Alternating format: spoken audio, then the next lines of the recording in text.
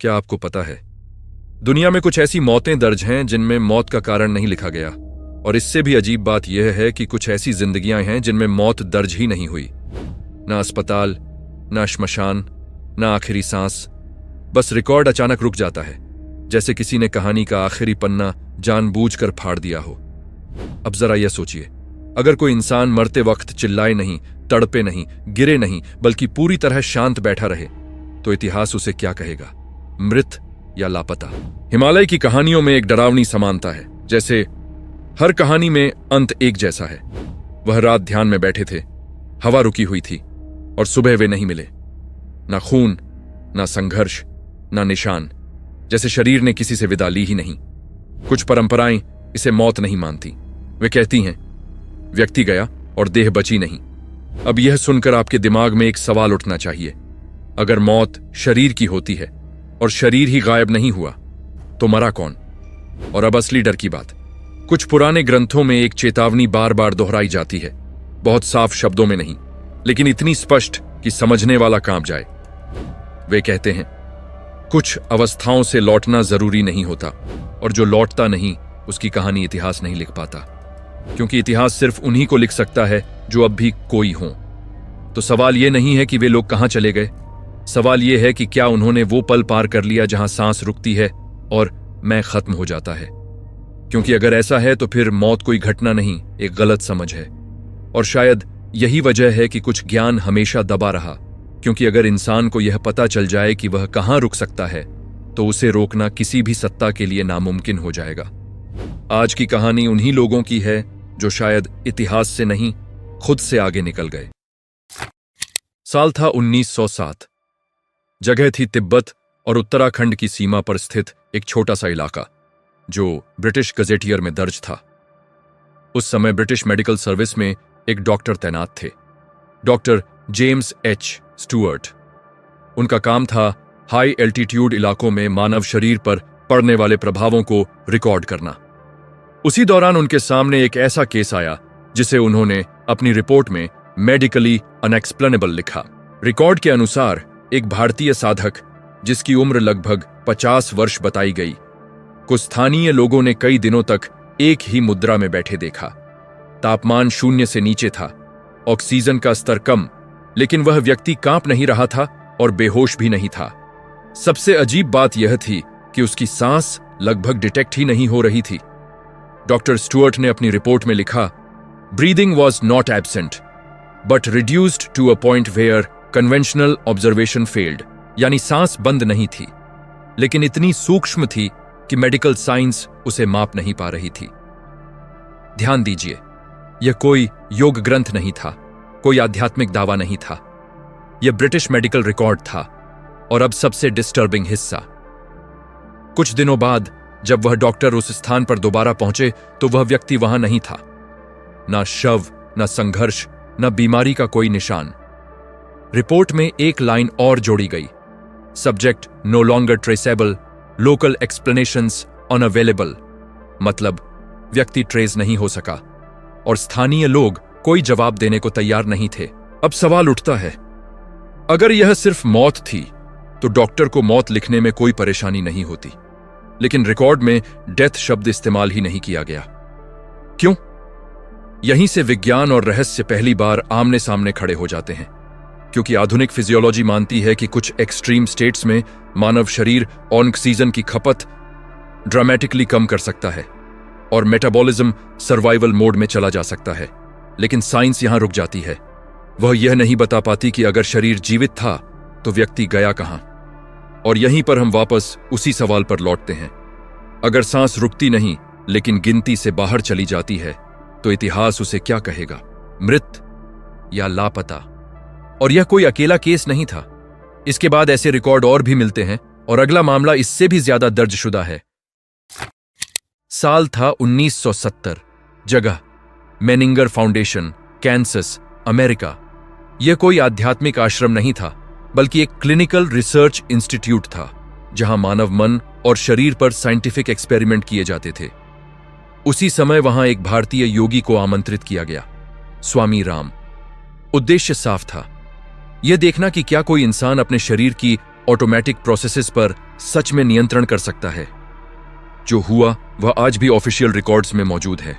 Lab में easy मशीनें लगी थीं, हार्ट मॉनिटरिंग थी, रेस्पिरेशन सेंसर्स थे और ऑब्जर्वर्स में कार्डियोलॉजिस्ट्स, न्यूरोलॉजिस्ट्स और साइकोलॉजिस्ट्स सब शामिल थे।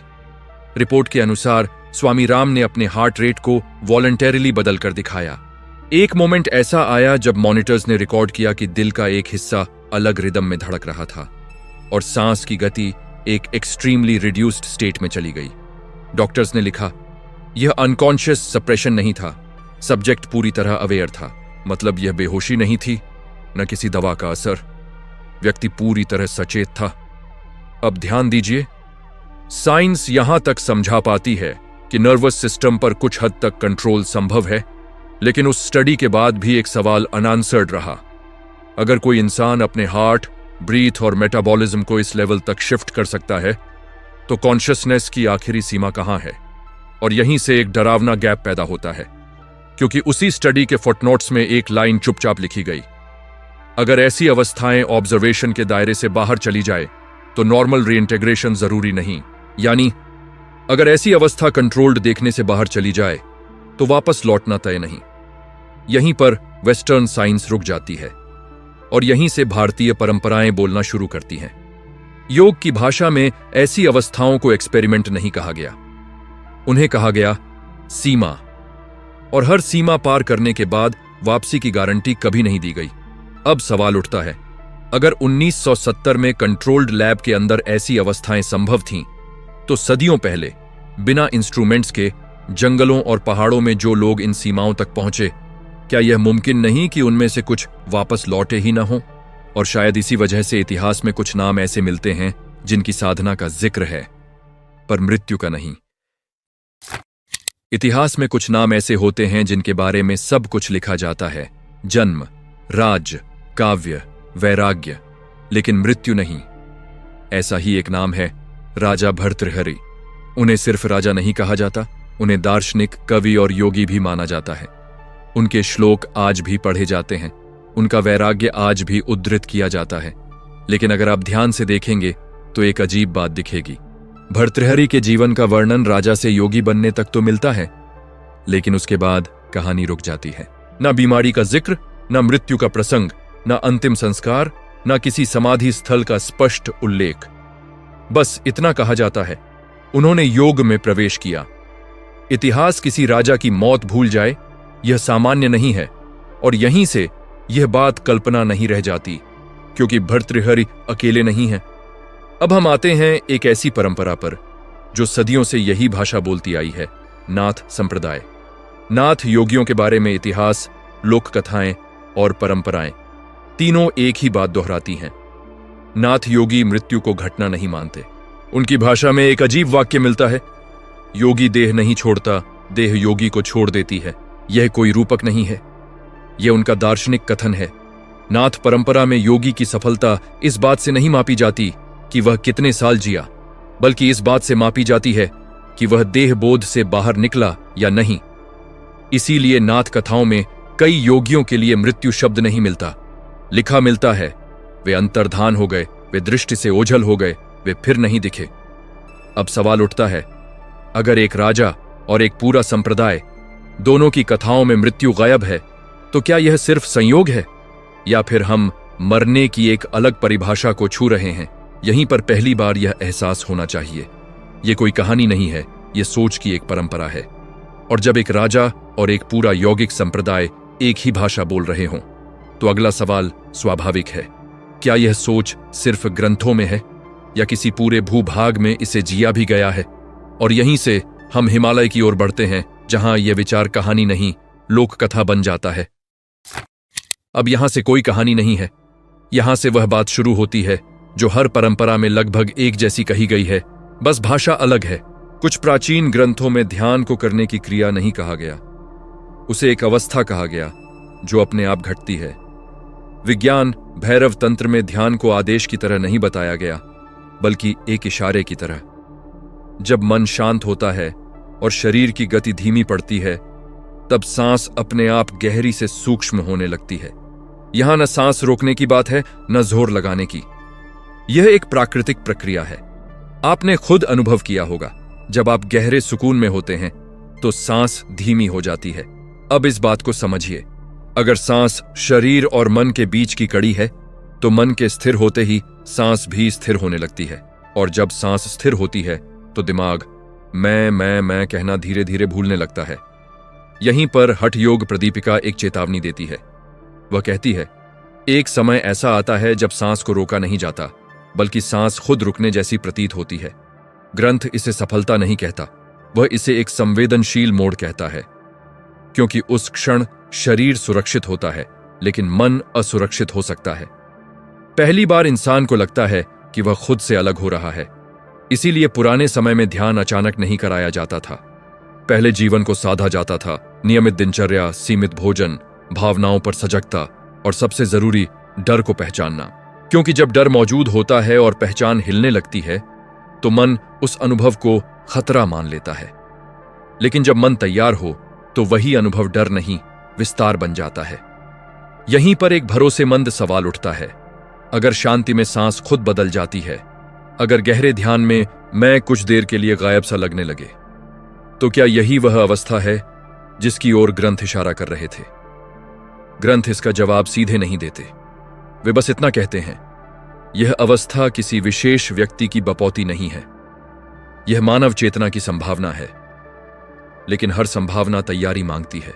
इसीलिए कहा गया, गुरु इसलिए नहीं चाहिए कि वह कोई शक्ति दे, बल्कि इसलिए चाहिए कि जब पहचान हिले तो कोई आपको वापस जमीन पर ला सके। अब इस बात को हिमालयी कथाओं, राजा भर्तृहरि और विज्ञान के ऑब्जर्वेशंस के साथ जोड़कर देखिए। हर जगह एक ही बात उभरती है, जब सांस धीमी होती है, जब मन स्थिर होता है, जब पहचान ढीली पड़ती है, तो इंसान सामान्य समय रेखा से थोड़ा बाहर जाने लगता है। कुछ लोग वापस आ जाते हैं, कुछ लोग शायद वापस आने की जरूरत ही महसूस नहीं करते, और शायद यहीं से इतिहास उन्हें लापता कह देता है। इसीलिए यह ज्ञान खुले मंच पर नहीं दिया गया, इसे आधा बताया गया। ग्रंथ सिखाने से ज्यादा चेतावनी देते हैं, क्योंकि यह कोई चमत्कार नहीं बल्कि अंदर घटने वाली प्रक्रिया है, और हर अंदर की यात्रा बिना नक्शे के सुरक्षित नहीं होती। अब जरा सब कुछ एक साथ रखकर देखिए। एक राजा जिसकी मृत्यु इतिहास ने लिखी ही नहीं, एक संप्रदाय जो कहता है मृत्यु देह की होती है, चेतना की नहीं, एक पूरा हिमालय जहां लोग कहते आए हैं वे ध्यान में बैठे थे और फिर कभी नहीं मिले, और अब विज्ञान जो यह मानता है कि पहचान कोई स्थायी चीज नहीं बल्कि एक बदलने वाला अनुभव है, और अंत में वे ग्रंथ जो सिखाने से पहले रुक जाते हैं, जो कहते हैं कुछ सीमाएं ऐसी होती हैं जहां प्रवेश संभव है लेकिन वापसी का वादा नहीं। अब सवाल यह नहीं कि यह सब सच है या नहीं, असली सवाल यह है, अगर यह सब कल्पना होता तो इतनी अलग अलग जगहों पर एक जैसी भाषा क्यों मिलती? इतिहास क्यों चुप है? लोक कथाएं क्यों फुसफुसाती हैं? ग्रंथ क्यों चेतावनी देते हैं? और सबसे ज्यादा परेशान करने वाली बात, अगर यह ज्ञान इंसान को अपने ही डर से मुक्त कर सकता था, अगर यह शरीर, समय और पहचान की सीमाएं हिला सकता था, तो फिर इसे आम लोगों से खुलकर क्यों नहीं बताया गया? क्यों कुछ ज्ञान हमेशा आधा बताया गया? क्यों कुछ सत्य गुरु के बिना वर्जित रहा? और क्यों प्राचीन ऋषियों ने कुछ बातें सीधे कहने के बजाय संकेतों में छोड़ दी? अगर आप सच में समझना चाहते हैं कि यह ज्ञान छुपाया क्यों गया, तो इस वीडियो के बाद अगला वीडियो जरूर देखिए, क्योंकि जो आपने अभी देखा वह सिर्फ परिणाम था। असली वजह अभी बाकी है, और शायद वही वजह सबसे ज्यादा डरावनी है।